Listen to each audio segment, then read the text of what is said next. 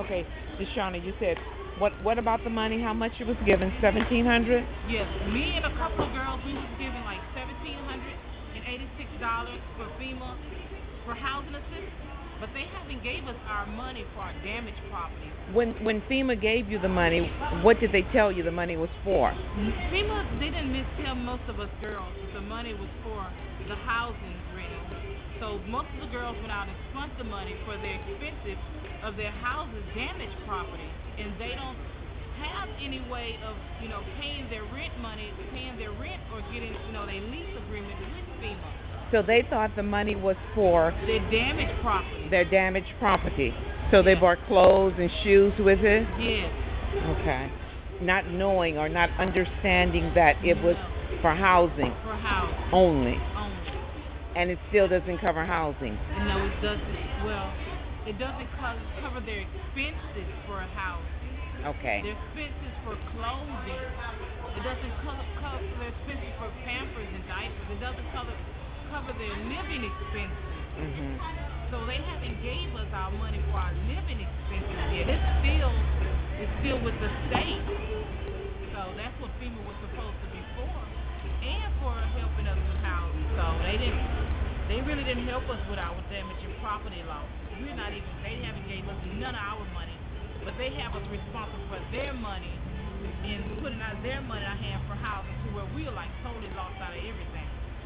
Yeah, because once you give the money to the apartment owner, and you haven't gotten any money for your personal goods, you still have nothing. We still have nothing.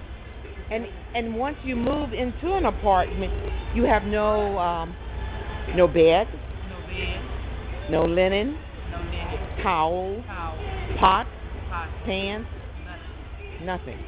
We're actually without nothing still for like a month or 2 months. So I figured they would have gave us our damaged property money because some they gave their damaged property money and their rent money and their housing money together, and then it would have been probably easier. But some they gave us our money different, saying that we are still in a process of being, we are eligible for damaged property money.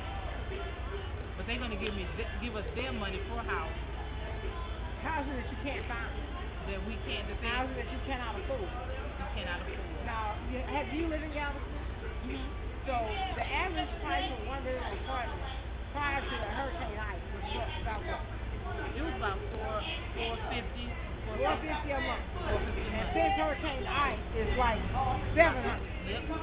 $700. But that's what we could call price gouging. Yep. They're not supposed to do that. That's what they're doing.